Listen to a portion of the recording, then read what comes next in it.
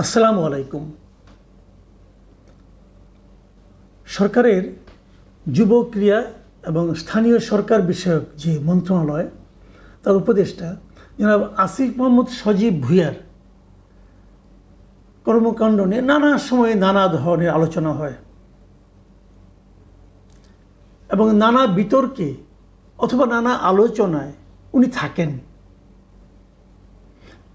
এই উপদেষ্টা মণ্ডলীতে আমার বিবেচনায় সবচেয়ে অনভিজ্ঞ এবং সবচেয়ে কম বয়স্ক ব্যক্তি এই আসিফ মাহমুদ সজীব ভুঁইয়া। কিন্তু আলোচনা এবং নানা কর্মকাণ্ডের মাধ্যমে মানুষের কথাবার্তায় উনি বেশ চলে আসেন প্রায়।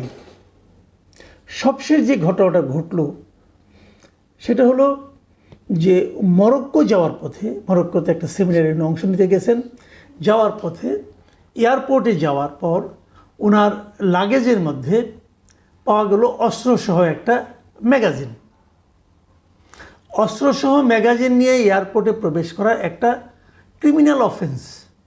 কথা পরিষ্কার ভাই, ক্রিমিনাল অফেন্স, একটা ভয়ঙ্কর অপরাধ। যদি এই কাজ আপনি করেন আপনাকে জেলে যেতে হবে, কোনো সন্দেহ নাই। আমার স্পষ্ট মনে আছে বছর কয়েক আগে এরকম আওয়ামী লীগের একজন নেতা তিনি অস্ত্রসহ এয়ারপোর্টে ঢুকে গিয়েছিলেন। ওই লোকের জেল হয়েছিল, স্বৈরাচারী আমলে। কিন্তু স্বৈরাচারী সরকারও এই আইনটা প্রয়োগ করেছিল, তার জেল হয়ে গিয়েছিল। তো এক্ষেত্রে কি হলো? উনি উপদেষ্টা মানুষ। এই দেশে সংবিধান বলে, আইন বলে যে আইন সবার জন্য সমান, কিন্তু বাংলাদেশে আমরা এই জুলাই পরবর্তী আন্দোলনের সময় দেখছি যে আইন সবার জন্য সমান নয়। ওনার জন্য আইন সমান নয়, ওনার কিছুই হয়নি। উনি সেই অস্ত্রটা ওনার প্রটোকল অফিসারের কাছে দিয়ে উনি চলে গেছেন। কেউ ওনাকে আটকায়নি, কেউ ওনাকে বলেনি আপনি একটা বেআইনি কাজ করেছেন, কেউ ওনার কাছ থেকে কোনো ধরনের মুচলকা পর্যন্ত নেয়নি, যেন কিছুই হয়নি, যেন কিছুই হয়নি। এই হলো এই দেশের আইনের শাসনের নমুনা। পৃথিবীর অন্য কোনো দেশ হলে কী হতো সে আলোচনায় পরে আসি। এখন এই ঘটনা যখন ঘটেছে তখন নানা ধরনের কথাবার্তা কিন্তু এটা নিয়ে এসেছে। অনেকে আবার এমন প্রশ্ন করেছেন, আমি গতকালকে থেকে আজকে পর্যন্ত আমি বেশ সোশ্যাল মিডিয়াতে দেখলাম, অনেকে প্রশ্ন করেছেন যে উনি অস্ত্রের লাইসেন্সটা পেলেন কীভাবে। মানে বাংলাদেশে বেসরকারি যে কোনো পাবলিক একটা অস্ত্র কিন্তু লাইসেন্স আকারে নিতে পারে, তার জন্য কিছু নিয়ম আছে। নিয়মগুলো হলো, আমি আপনাদের একটু সংক্ষেপে নিয়মটা বলি। বাংলাদেশে একটা অস্ত্র আইন আছে, 1878 সালের আইন, সেটা আবার পরে আধুনিকায়ন হয়েছে 2016 সালে। আইনটা আবার নতুন করে হয়েছে, অনেক কিছু ধারা উপধারা যুক্ত হয়েছে। অস্ত্র পেতে গেলে আপনাকে যে কাজটা প্রথমেই করতে হবে, আপনার বয়স হতে হবে কমপক্ষে 30 বছর, 30 বছর, 30 থেকে 70 বছর আপনার বয়স থাকতে হবে। 30-এর কম হলে আপনি অস্ত্রের জন্য আবেদনই করতে পারবেন না। 2 নম্বর যে ধারাটা লাগবে সেটা হলো, যদি আপনি ছোট অস্ত্র নেন, স্মল আর্মস, পিস্তল, রিভলভার, সেক্ষেত্রে আপনার অর্থনৈতিক সচ্ছলতা এমন থাকতে হবে যে আপনি প্রতি বছর কমপক্ষে 3 লাখ টাকা আয়কর দেন। যে 3 লাখ টাকা আয়কর দেয় তার আয় কত হতে পারে ধারণাই করতে পারেন। তো আপনার বাৎসরিক আয়কর হতে হবে মিনিমাম 3 লাখ টাকা। এইভাবে আপনি বিগত 3 বছর আয়কর দিয়েছেন সেই সার্টিফিকেট আপনাকে আপনার অ্যাপ্লিকেশনের সঙ্গে জমা দিতে হবে। এটা হলো অস্ত্র পাওয়ার একটা ন্যূনতম যোগ্যতা। এরকম যোগ্যতা সবার থাকলে, সবাই অ্যাপ্লাই করলে সবাই অস্ত্র পাবেন তা কিন্তু না। তারপরে সেটা আবার জেলা প্রশাসন তারা বিচার বিশ্লেষণ করবেন, তারপরে দেবেন। তো আসিফ মাহমুদ ভুঁইয়া কীভাবে অস্ত্র পেলেন? ওনার বয়সটা 26 বছর, আর ওনার 3 লাখ টাকা আয়কর দেওয়ার অ্যাবিলিটি আছে বলে আমি বিশ্বাস করি না। কারণ উনি কয়েকদিন আগেও বেকার ছিলেন, লেখাপড়াও শেষ করেননি তখনও। তো উনি কী করে দেবেন? ওনার ইনকামটা কী? কাজে এই দুটো পয়েন্টে ওনার সে অ্যাবিলিটি নাই। এটা নিয়ে অনেকে অনেক রকম আলোচনা করেছেন যে কীভাবে অস্ত্র পেলেন না পেলেন। এটা নিয়ে মানুষ আলোচনা করতেই পারেন। আসিফ মাহমুদ সজীব ভুঁইয়ার যে ভেরিফাইড ফেসবুক পেজ, তার যে অ্যাডমিন মানে উনি, আমি মনে করি যেহেতু ওনার ভেরিফাইড, এখানে উনি আজকে একটা স্ট্যাটাস দিয়েছেন।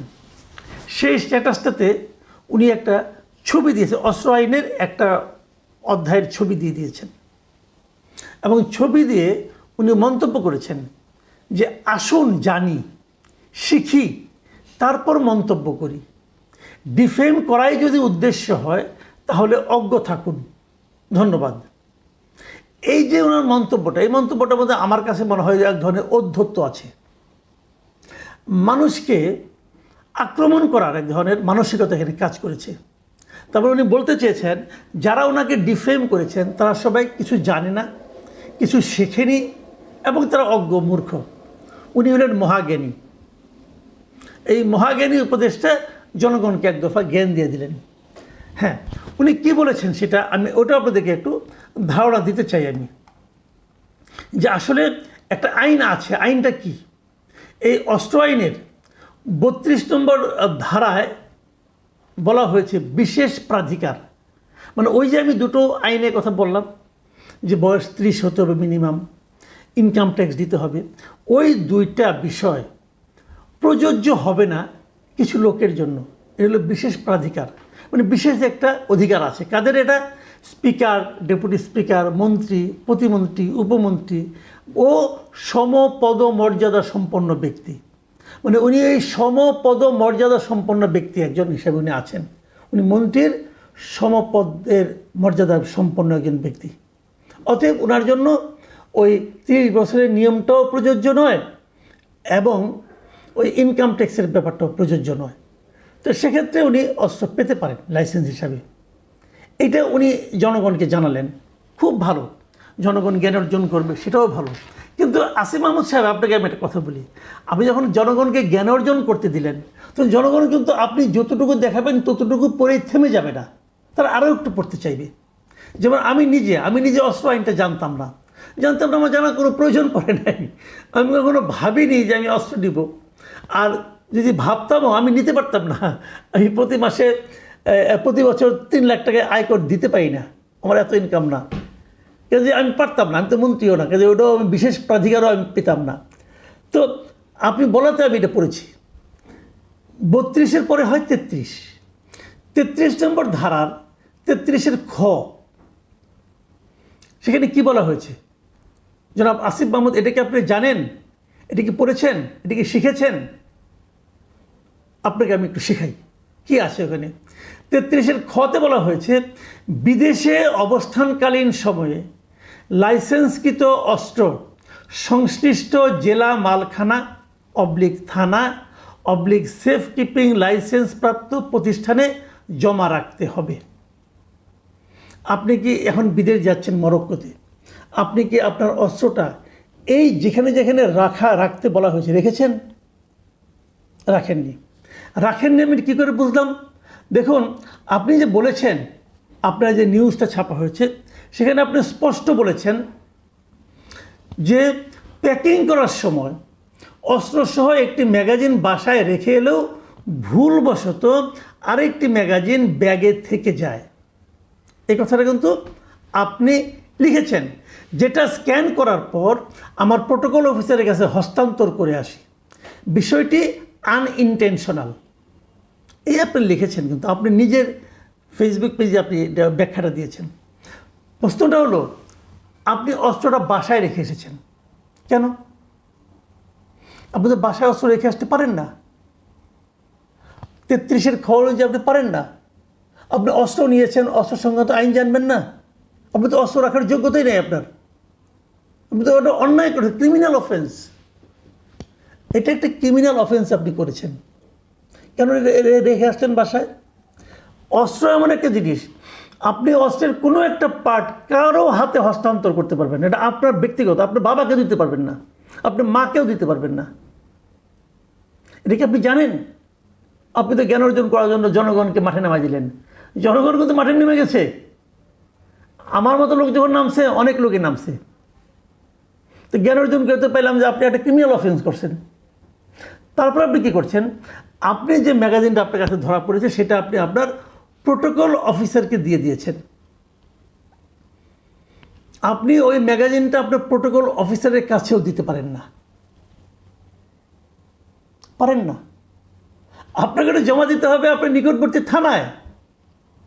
আপনি প্রোটোকল অফিসার যে ওখান থেকে নিয়ে বেরিয়ে গেল, তাকে তো যে কোনো সময় অ্যারেস্ট করতে পারে পুলিশ। তুমি এটা পেলে কোথায়? কোনো আইন নাই। আপনি উপদেষ্টা না, কি আসে যায় রে ভাই? কি আসে যায় উপদেষ্টা? উপদেষ্টা হচ্ছে কী হয়েছে? আপনি বাই চান্সই উপদেষ্টা হন আর নির্বাচন করেই হন, যেভাবেই হন, বাংলাদেশের আইন অনুযায়ী আপনার এই উপদেষ্টা মূল্যের কোনো মূল্য নাই যদি আপনার হাতে একটা এরকম বেআইনি অস্ত্র থাকে। আর উপদেষ্টার অস্ত্র বলে যদি প্রোটোকল অফিসার নিয়ে যায়, তার তো জীবন রিস্ক। এখন ওটা ছিনতাই হয়ে যেতে পারতো। আপনি কী করলেন বলেন? আইন মেনেছেন? আপনারা আইনকে কি মনে করেন? আইন কি আপনাদের পকেটে থাকে চীনাবাদাম?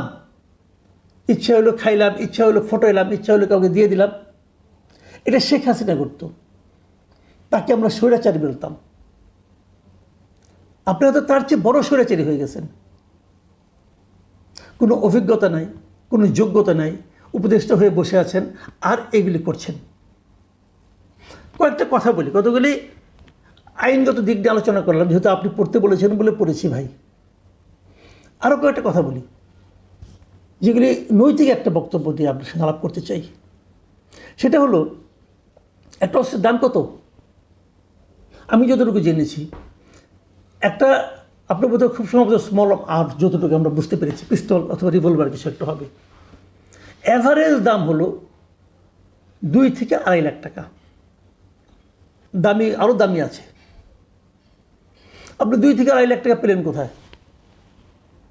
আপনি কী এমন সম্পদ আছে? আপনি জমিদারের পুত্র নন, এটা আমরা জানি। আপনার বাবা যে স্কুল শিক্ষক, এটাও আমরা জানি। আপনি কোথায় পেলেন? আপনি কয় টাকা বেতন পান? আপনার মান্থলি ইনকাম কত টাকা বলেন? আপনি আমাকে বুঝান। আপনি আর কি করেন চাকরির বাইরে? টিউশনি করেন? তা তো আর করতে পারবেন না। উপদেষ্টার পদে টিউশনি করতে পারবেন না। আপনার বৈধ ইনকাম কত বলেন? এই বৈধ ইনকাম দিয়ে আপনি 2.5 লাখ টাকা খরচ করে কিনতে পারেন এক একটা গুলির দাম 5,000 টাকা। আমি খবর নিয়েছি, রিভলভারে একটা গুলির দাম 5,000 টাকা। 2 ম্যাগাজিন ভর্তি গুলি। আপনি কোথায় পেলেন টাকাটা? আপনাকে আপনার বন্ধুবান্ধব দিয়েছে? হ্যাঁ, আমরা জেনেতাম যে মন্ত্রী হলে পরে বন্ধুবান্ধবরা অনেক কিছু দেয়। ওবায়দুল কাদেরকে অনেক কিছু দিত। তো আপনি কি সেরকম মন্ত্রী হয়েছেন? এই মন্ত্রিত্ব করার জন্য আপনাকে পাঠানো হয়েছে? একটা আন্দোলনের মাধ্যমে আপনারা গিয়েছেন। মানুষ আশা করে যে আন্দোলনটা, যে জনগণের আন্দোলন ছিল, সেই জনগণের যে চিন্তা চেতনা, তার প্রতিফলন আপনাদের আচরণে ঘটবে, সেটা তো ঘটেনি। আচ্ছা, আপনার অস্ত্র দরকারটা কেন? নিরাপত্তা। আপনাকে তো গানম্যান দেওয়া হয়, সরকারি ব্যয় আপনাকে গানম্যান দেওয়া হয়, অস্ত্রধারী গানম্যান থাকে। তাহলে আপনি পার্সোনাল উইপেন দিয়ে কী করবেন? আপনি খুব এক্সপার্ট অস্ত্র চালনায়। কই শিখলেন? কবে শিখলেন? ট্রেনিংটা কবে নিলেন অস্ত্র চালানোর? বলুন। এই বিষয়গুলি কিন্তু মানুষের মনে, মুখে মুখে এই প্রশ্নগুলি ছড়িয়ে যাচ্ছে। যত ছড়াচ্ছে, যতই আপনি জ্ঞানের কথা বলেন না কেন, মানুষ কিন্তু আপনাকে বিশ্বাস করবে না। মনে রাখবেন একটা কথা, যে আপনার সরকার প্রধান বলেছে যে ফেব্রুয়ারিতে নির্বাচন হতে পারে। ফেব্রুয়ারি না হোক, এপ্রিল মে, কবে হবে জানি না। যদি এপ্রিলেও ইলেকশন হয়, এপ্রিলের পর আপনি কিন্তু পাবলিক। এপ্রিলের পরে আপনি একজন পাবলিক। তখন কি আপনার অস্ত্র থাকবে? তখন তো আপনি বিশেষ প্রবিধান আপনার জন্য প্রযোজ্য হবে না। তখন আপনি কী করবেন? তখনও লোকে আপনাকে এড়ে ফেলাবে। এইগুলি মাথায় রাখতে হয়, দীর্ঘমেয়াদী চিন্তা করতে হয়, মানুষের সেন্টিমেন্টের কথা ভাবতে হয়। আপনারা ধরাকে সরাজ্ঞান করছেন। আপনাদেরকে আবারও মনে করে দিই, যে জিনিসটা আগের সরকারের প্রধানকেও এবং সরকারের লোকজনকে মনে করে দিতাম, সেটা আপনাকেও মনে করে দিই, যে এই দিন না, আরও দিন আছে। সেই দিনের কথা মাথায় রেখে যারা চলতে পারে, তারাই দীর্ঘমেয়াদে প্রকৃত রাজনীতিবিদ হতে পারে। অন্যরা হুমড়ি খেয়ে নর্দমায় পড়ে যায়। আপনার গন্তব্য কোথায়, এটা আপনার আচরণই ঠিক করে দেবে। প্রিয় দর্শক, এখন এই পর্যন্তই। আল্লাহ হাফিজ।